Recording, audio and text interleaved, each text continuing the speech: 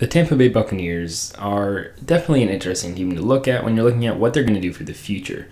Just like last year, they have not that many spots to fill, but the spots that they do need to fill are kind of important. So let's look at what they can do to add depth and add some more talent in a pretty dang good team that managed to bring Tom Brady back.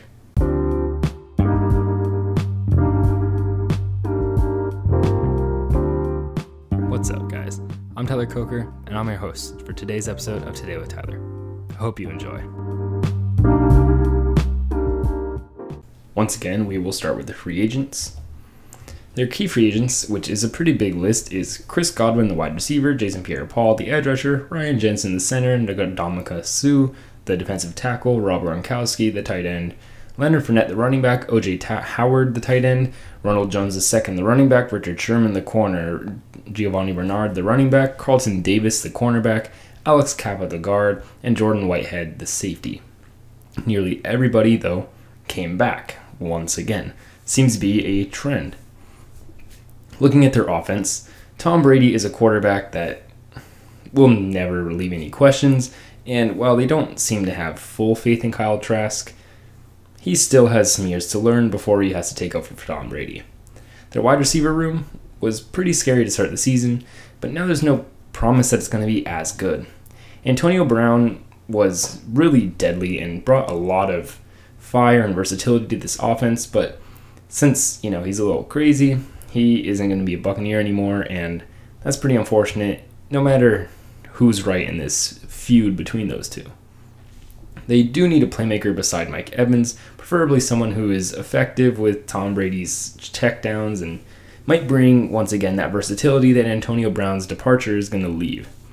Their tight end room is one of my favorite things about their roster, since I obviously can appreciate Robert Gronkowski, especially if he can come back this year.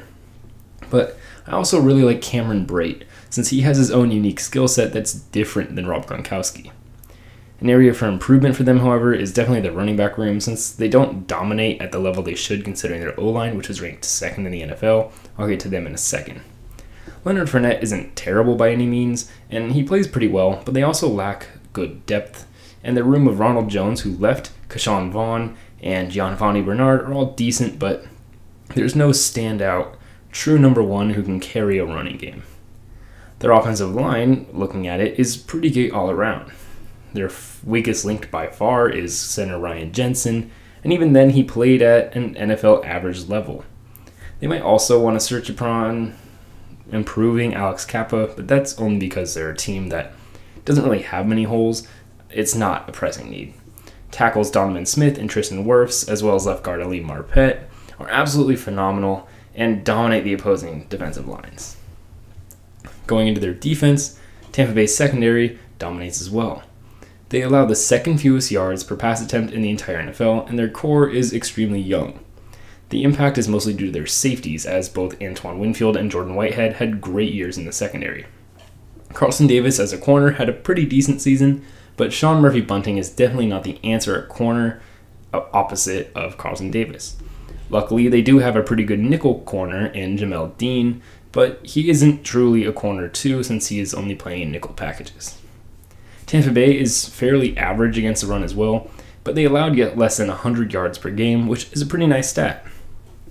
Although that is mostly due to play calling decisions and wanting to test the secondary, it's not to be scoffed at. Their box unit, however, was kind of mixed. Their linebacker picture was split, as Levante David and Shaq Barrett both had really good years, and then Jason Pierre-Paul and Devin White simply didn't.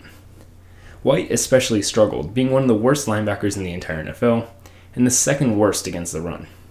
Certainly not what you want from an athletic freak who should be a god of an inside linebacker, and while the PFF grades of being the second worst against the run and one of the worst in the entire NFL aren't necessarily perfect, there is some truth to it, and you don't get ranked so low in PFF if you're not bad at what you're doing. The linebackers weren't really helped by the defensive line either. Ndamukong Suh and William Golston struggled as defensive ends, but Vita Vea turned out another good year, which is great to see. I expect to see more Joe Tryon, their rookie edge rusher, as the teams move forward from their aging edge rushers and move in a new era of them.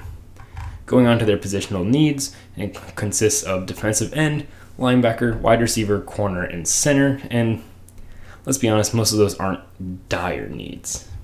So an ideal draft might look something like getting an edge rusher in the first, such as George Karlaftis or Drake Jackson, or potentially someone like Sam Williams or Boye Mafe. And then in the second, getting a wide receiver, like if Christian Watson somehow magically falls, him. If not, getting someone like Romeo Doubs or Alec Pierce, or someone who's going to bring a new versatility, as I've said earlier, to this team and bring them a new level to their offense. And then in the third, getting a backup linebacker like Brandon Smith, who can develop underneath the ones that they do have, and maybe provide some stability in the case that anything happens to their top two guys. Thank you for listening to the Tampa Bay Buccaneers.